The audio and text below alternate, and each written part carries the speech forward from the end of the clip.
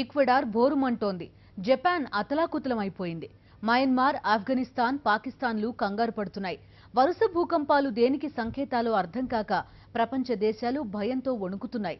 అయితే వరుస భూకంపాలు దురదృష్టకరమైన యాదృచ్ఛిక ఘటనలే తప్ప అంతకు మించి ఆందోళన చెందాల్సిన అవసరం లేనే లేదంటున్నారు భూభౌతిక శాస్త్రవేత్తలు. విపత్కాలం దీనిపైనే ఇవాల్టి మ్యాగజైన్ స్టోరీ.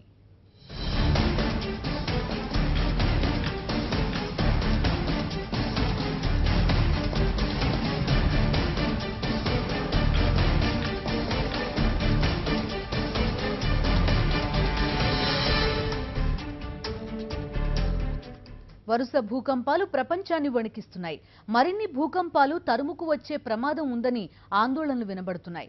ప్రకృతి వైపరీత్యాలకు మానవ తప్పిదాలు తోడు కావడమే భూకంపాలు పెరగడానికి ఓ కారణమని అంటున్నారు. పెను విపత్తులకు దారితీస్తున్న భూకంపాలు ఖచ్చితంగా ఎప్పుడొస్తాయో ఇప్పటికీ చెప్పగలిగే పరిజ్ఞానం అందుబాటులో లేదు.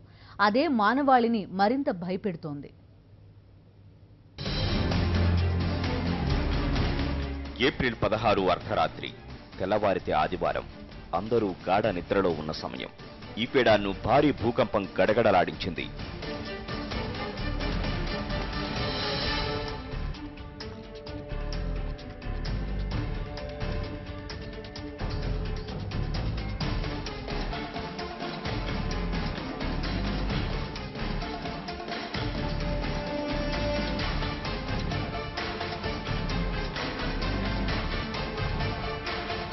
,350 మంది దాకా పౌరులు ఈ విపత్తులో మరణించారు. 1000 మంది దాకా తీవ్ర గాయాలతో ఆసుపత్రుల పాలయ్యారు. రిక్టర్ స్కేలుపై భూకంపం తీవ్రత 7.8గా నమోదైంది. ప్రకంపనల తీవ్రతకు పసిఫిక్ తీర ప్రాంతంలో అనేక భవనాలు నేలమట్టమయ్యాయి.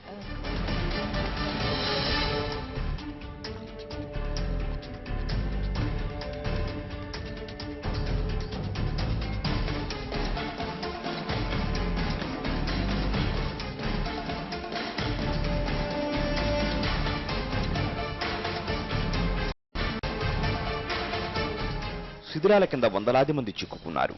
రాజధాని క్విటోకు 170 కిలోమీటర్ల దూరంలో ఉన్న మూసినే వద్ద భూకంప కేంద్రం ఉన్నట్లు గుర్తించారు.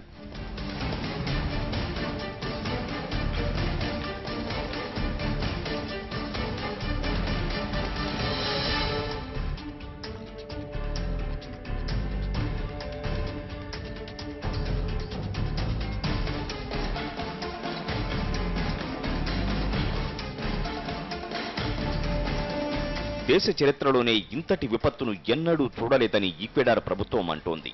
శిథిలాల నుంచి ప్రాణాలతో ఉన్న వారిని కాపాడేందుకు సహాయ బృందాలు రాత్రి పగళ్లు యుద్ధ ప్రాతిపదికన పనిచేస్తున్నాయి.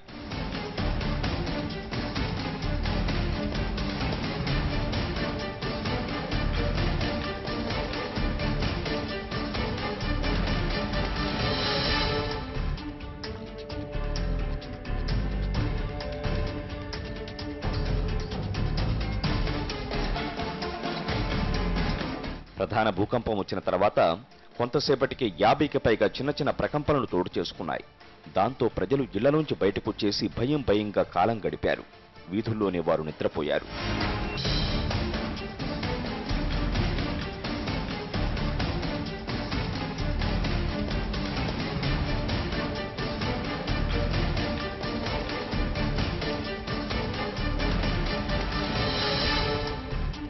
కొద్ది రోజుల క్రితమే జపాన్లోని కుమామిటో నగరంలో భారీ భూకంపం కకావికలం సృష్టించింది.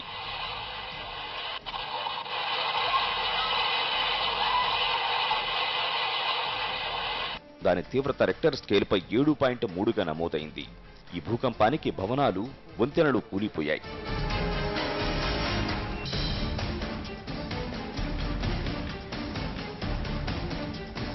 కొండ చర్యలు విరిగిపడ్డాయి.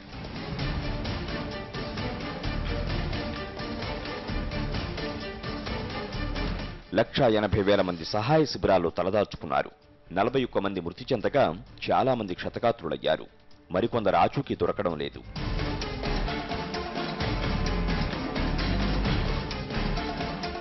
శిథిలాల తొలగింపు ప్రక్రియకు వర్షం ఆటంకిగా మారింది.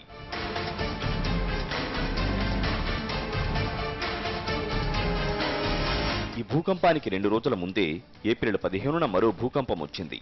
దాని తీవ్రత 6.5. వరుస భూకంపాలతో జపాన్ ప్రభుత్వం అప్రమత్తమైంది. ఆర్మీని రంగంలోకి దించి సహాయ చర్యలు ముమ్మరం చేసింది.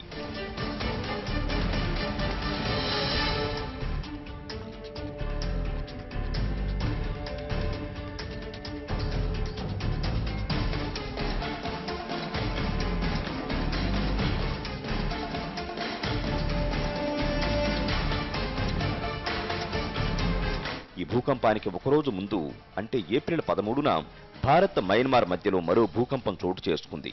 దీని తీవ్రత 6.9. మణిపూర్ రాజధాని ఇంపాల్కు 29 కిలోమీటర్ల దూరంలో బంగ్లాదేశ్ రాజధాని ఢాకా, మయన్మార్ ప్రాంతాల్లో ఈ భూకంపం సంభవించింది. 10 మంది మరణించగా 100 మందికి పైగా గాయపడ్డారు. భవనాలు కూలిపోయాయి.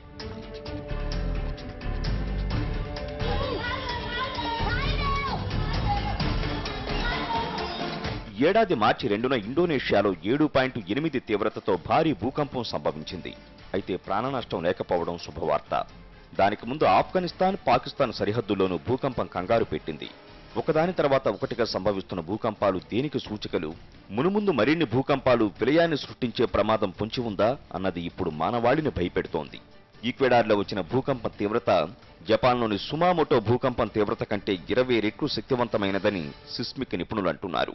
ఇలా వరుసగా భూకంపాలు చోటు చేసుకోవడానికి ఇదమితమైన కారణాలేవీ లేవని సైంటిస్టులు అంటున్నారు. కేవలం దురదృష్టకరమైన యాదృచ్ఛికమని చెప్పాలని వారంటున్నారు. ఈ గత నెల రోజుల్లో చాలా భూకంపాలు వచ్చాయి, వాటి తీవ్రత పెరుగుతున్నది.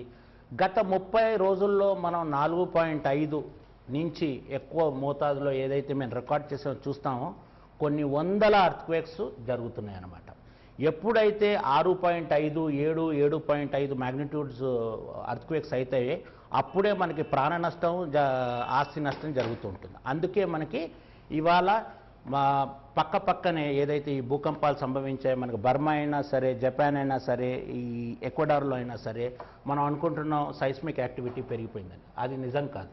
సైస్మిసిటీ నిరంతరం అవుతూ ఉంటుంది. ఈ సైస్మిక్ యాక్టివిటీ అంతా మనం చూస్తే కూడా ఈ చిత్రపటం ద్వారా హిమాలయన్ ఆల్పైన్ బెల్ట్, సర్కమ్ పెసిఫిక్ అంటారు, రింగ్ ఆఫ్ ఫైర్. ఈ పెసిఫిక్ ఓషన్ ఏదైతే ఉందో రెండు వైపులా ఈస్ట్ వెస్ట్లోనే ఎక్కువ మహాభూకంపాలు సంభవిస్తుంటాయి. చిత్రంగా ఇవన్నీ కూడా పసిఫిక్ బెల్ట్లోనే ఉన్నాయి. దీన్ని రింగ్ ఆఫ్ ఫైర్ అంటారు. అంటే భూమి లోపల నుంచి బయటకు తన్నుకొచ్చే శక్తిలో 3వ వంతు పసిఫిక్ బెల్ట్ నుండే బయటపడుతుందని సైంటిస్టుల అంచనా. అందుకే ఇక్కడ భూకంపాలు ఎక్కువగా సంభవిస్తుంటాయి. ఈ భూకంపాలు సముద్రాల కింద సంభవిస్తే అవి సునామీలను సృష్టించే ప్రమాదం ఉంటుంది. 2011లో జపాన్లోని ఫుకుషిమా సమీపంలో సంభవించిన భూకంపం సునామీకి దారితీసింది. ఫలితంగా అణు రియాక్టర్ల వద్ద తీవ్ర ఉత్కంఠ నెలకొంది.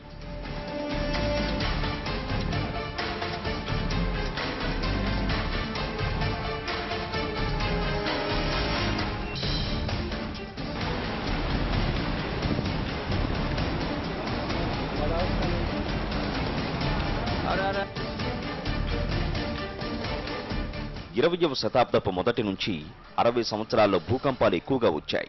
ఆ తర్వాత వాటి సంఖ్య, తీవ్రత కూడా తగ్గాయి. ఇప్పుడు మళ్లీ వరుస భూకంపాలు రావడం సైంటిస్టులను ఆలోచనలో పడేస్తున్నాయి. అయితే మెజారిటీ సైంటిస్టులు మాత్రం వరుస భూకంపాల గురించి అనవసర ఆందోళన అవసరం లేదంటున్నారు.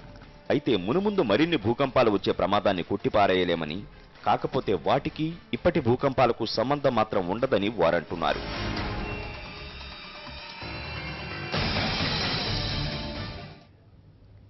భారతదేశంలోనూ భూకంపాలు వచ్చే అవకాశాలున్నాయని ఎన్జీఆర్ఐలోని seismology observatory chief scientist doctor Sri Nagesh అంటున్నారు. అయితే జపాన్ అనుభవాల్ని అధ్యయనం చేసుకుంటూ తగిన జాగ్రత్తలు తీసుకోవాలని సాక్షి డిప్యూటీ బ్యూరో చీఫ్ జోయల్కి ఇచ్చిన ప్రత్యేక ఇంటర్వ్యూలో శ్రీ నగేష్ చెప్తున్నారు. ఇండియాలో అంటే ఈ సిస్మిక్ అంటే డేంజర్ జోన్స్ 1, 2, 3, 4గా అసలు ఎట్లా ఉన్నది సార్? ఎన్ని ఉన్నాయి మన దగ్గర? Seismic zoning map of India ప్రకారంగా చూస్తే 4 జోన్స్ ఉన్నాయండి. 2, 3, 4, 5. 5 ఇస్ ద సివియరెస్ట్. అంటే మన ఈశాన్య రాష్ట్రాలు ఏవైతే ఉన్నాయో, ఉత్తరాది రాష్ట్రాలు ఏవైతే ఉన్నాయో. జోన్ 4, జోన్ 3 మనం చూస్తే 78% ఆఫ్ ది ల్యాండ్ ఏరియా మన ఏదైతే ఉందో is prone for severe to moderate shake. అంటే 5 మ్యాగ్నిట్యూడ్ నుంచి మనకి 8 మ్యాగ్నిట్యూడ్, 8.5 మ్యాగ్నిట్యూడ్ వస్తే ఎంత భూమి కంపిస్తుందో మనకి 78% ఆఫ్ ది ల్యాండ్. దాంట్లో 58% ఆఫ్ అవర్ పాపులేషను ఇలాంటి షేకింగ్కి ఎప్పుడైనా ఎక్స్పోజ్ కావచ్చు. అంటే మనం కూడా భూకంపాలు తరచుగా రావు కనుక, పెద్ద భూకంపాలు అండమాన్ మనకి ఏప్రిల్ 15, 2015లో ఏదైతే గోర్ఖా ఎర్త్క్వేక్ వచ్చిందో అది ఒక వేకప్ కాల్ మనకి కాఠ్మండూ వ్యాలీలో కాఠ్మండూ సిటీకి ఏమైందో మనం చూసాం, దాని పక్క ప్రాంతాల్లో విలేజెస్లో ఏమైందో మనం చూసాం. వాళ్ళ బాధలు మనం నుంచి వాళ్ళు ఎలా తట్టుకున్నారో, ఏమి అడాప్ట్ చేయాలో మనం అందరం అర్థం చేసుకుని గవర్నమెంట్స్ అయినా సరే, లోకల్ గవర్నమెంట్స్ అయినా సరే, సెంట్రల్ గవర్నమెంట్ అయినా సరే, సైంటిస్ట్ అయినా సరే, ఎన్జిఓస్ అయినా ప్రోయాక్టివ్గా పనిచేయాలి. మనం అర్త్క్వేక్ వచ్చిన తర్వాత నేను రీహాబిలిటేషన్ చేయదు. ఇవాళ ₹1 ఖర్చు పెడితే రేపు భూకంపం వచ్చిన తర్వాత ₹100 మనం సేవ్ చేయగలుగుతాం. భూగర్భంలోని రాతి పలకల మధ్య రాపిడే భూకంపాలకు మూలం. అయితే ఈ రాపిడిలో విడుదలయ్యే శక్తి తీవ్రతను బట్టి భూకంపం స్థాయి ఉంటుంది. ఒక్కో భూకంప తీవ్రత కొన్ని వందల అణుబాంబుల కన్నా ప్రమాదకరంగా ఉంటుంది. అందుకే పెను విధ్వంసాలకు దారి తీస్తాయి అవి. మన కాళ్ల కింద నేల ప్రశాంతంగా ఉన్నంతసేపు మనకెలాంటి భయము అవసరం లేదు. కానీ కాళ్ల కింద భూమి కదిలిందా ఇక అంతే సంగతులు. కాళ్ల కింద భూమి కదలడం ఏంటి? అసలు భూమి ఎందుకు కదులుతుంది? చక్కగా ఉన్న చోట ఉండక ఏ పని లేనట్లు భూమి ఎందుకు కదలడం? ఇవి తెలుసుకోవాలంటే భూమి లోపల ఏం జరుగుతుందో తెలుసుకోవాలి. మనల్నందర్నీ ఓపిగ్గా మోస్తున్న భూమి లోపల రాతి పలకలు ఉంటాయి. అవి అటూ ఇటూ కదులుతూ ఉంటాయి. అలా కదిలేటప్పుడు 2 పలకలు ఒకదానికి ఒకటి రాసుకుంటూ ఉంటాయి. ఈ రాపిడి అనూహ్యంగా పెరిగినప్పుడు రాతి పలకలు పగులుతాయి. అక్కడ నుండి పెద్ద ఎత్తున శక్తి విడుదలవుతుంది. అది ఆ ప్రాంతంలో భూమిని పట్టి కుదిపేస్తుంది. అలా కుదిపేసే ప్రకంపనలే భూకంపాలు.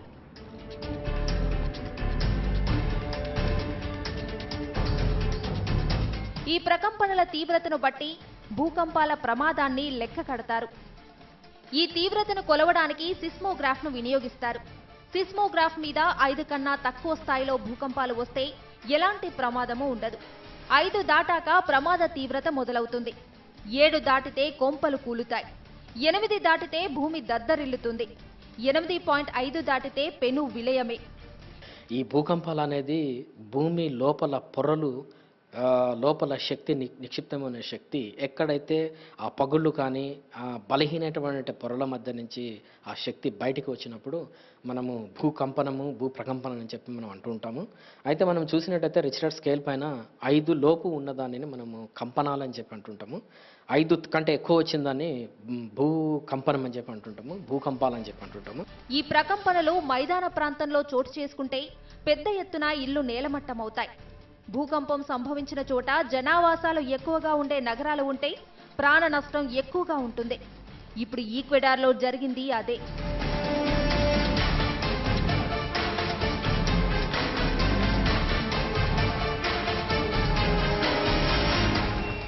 ఇదే భూకంపం ఏ సాగర గర్భంలోనూ సంభవిస్తే కొంపలు మునిగినట్లే.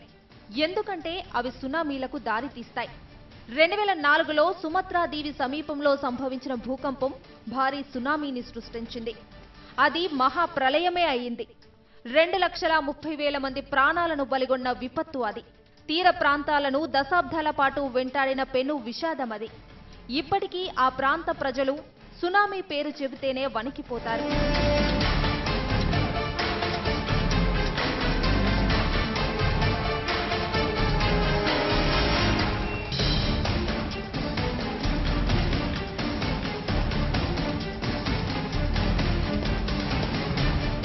భూకంపం పుట్టే కేంద్రాన్నే హైపోసెంటర్ అంటారు. అది భూమిని చీల్చుకొని పైకి ఉబికి వచ్చే కేంద్రాన్ని ఏపీ సెంటర్ అంటారు. అంటే భూమి లోపల భూకంపం మొదలయ్యే కేంద్రం హైపోసెంటర్ అయితే సరిగ్గా దానికి పైన భూతలంపై భూకంపం సంభవించే కేంద్రమైన ఏపీ సెంటర్ ఉంటుందన్నమాట.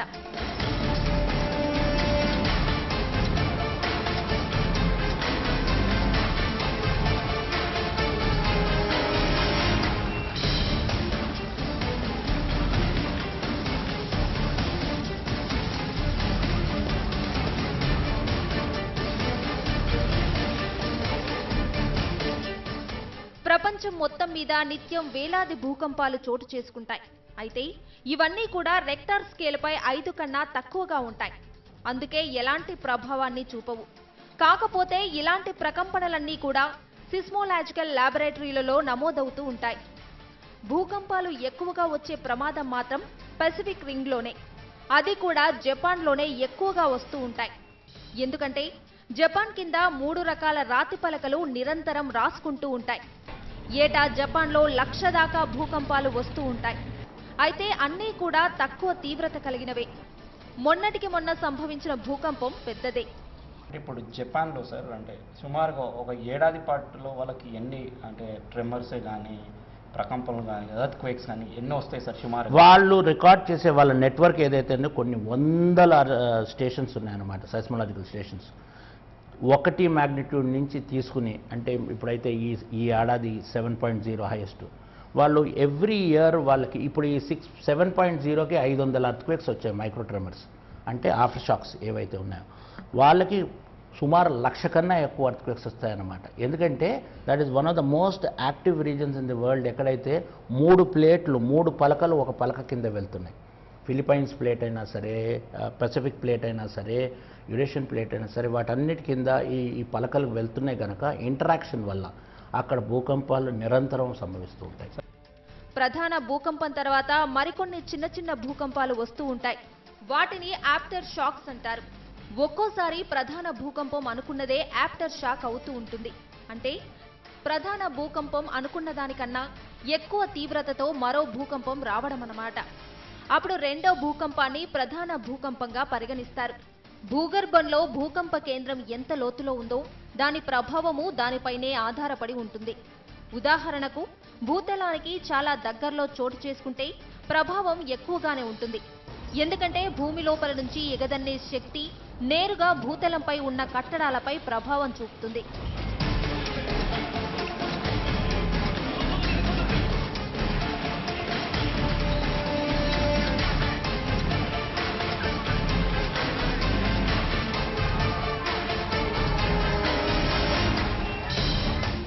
అదే భూకంప కేంద్రం లోతుగా ఉంటే ఆ ప్రకంపనలు భూతలాన్ని చేరేసరికి దాని తీవ్రత కొద్దిగా తగ్గుతుంది. ఈ లోతును బట్టి భూకంపాలను వర్గీకరిస్తారు. ఉదాహరణకు భూతలానికి 720 కిలోమీటర్ల లోతులో భూకంప కేంద్రం ఉంటే దాన్ని డిప్ ఎర్త్ క్వేక్ అంటారు. అదే భూతలానికి 60 కిలోమీటర్ల లోపల భూకంప కేంద్రం ఉంటే దాన్ని షాలో అంటారు. 60 కిలోమీటర్ల నుండి 300 కిలోమీటర్ల లోపు ఉంటే దాన్ని ఇంటర్మీడియట్ అంటారు. ఇక భూకంపం సంభవించిన ప్రాంతంలో అధిక జనాభా నివసిస్తూ ఉంటే ప్రాణ నష్టం ఎక్కువగా ఉండే అవకాశాలుంటాయి. మనకి వరదలు, భారీ వర్షాలు ఎలాగో జపాన్ వాసులకు భూకంపాలు అంతే తరచుగా వస్తూ ఉంటాయి. కాబట్టి జపాన్ ప్రభుత్వంతో పాటు అక్కడి ప్రజలు కూడా భూకంపం వస్తే తమని తాము ఎలా రక్షించుకోవాలో, సురక్షిత ప్రాంతాలకు పోయి ఎలా తలదోచుకోవాలో బాగా తెలుసు వాళ్ళకి. అక్కడి ఇళ్ల నిర్మాణం కూడా భూకంపాలను దృష్టిలో ఉంచుకొని తేలికైన మెటీరియల్తో ఇళ్లను నిర్మిస్తారు. భూకంపాలు వచ్చినప్పుడు సహాయక చర్యలు చేపట్టడంలోనూ జాపనీస్ ఆర్మీకి విశేష అనుభవం ఉంది. కనీసం 2 లక్షల మందికి ఆశ్రయం ఇచ్చేలా జపాన్ ప్రభుత్వం పునరావాస కేంద్రాలను సిద్ధంగా ఉంచుతుంది. భూకంపాలు వచ్చినప్పుడు ఇల్లు వదిలి వచ్చే లక్షలాది మందికి ఇక్కడే అన్నీ అందిస్తారు. సాధారణ పరిస్థితులు నెలకొనే వరకు ప్రజల బాగోగులను ప్రభుత్వమే చూసుకుంటుంది. భూకంపాలు భూగర్భంలో సహజ సిద్ధంగా చోటు చేసుకునే పరిణామాల కారణంగా సంభవిస్తూ ఉంటాయి. అయితే భూకంపాలకు మానవ తప్పిదాలే కారణాలంటున్నారు భూగర్భ శాస్త్ర నిపుణులు. ప్రత్యేకించి గ్లోబల్ వార్మింగ్ కారణంగా మంచు పర్వతాలు కరిగిపోవటం, సముద్ర మట్టాలు పెరగటం వల్ల కూడా భూకంపాలు పెరుగుతున్నాయని వారంటున్నారు. అంచేత కూర్చున్న చెట్టు కొమ్మనే నరుక్కుంటున్న మనిషి ఇప్పటికైనా తన తప్పిదాన్ని తెలుసుకొని దిద్దుబాటు చర్యలకు పూనుకోకపోతే భూగర్భంలో కలిసిపోయే ప్రమాదం ఎంతో దూరంలో లేదు.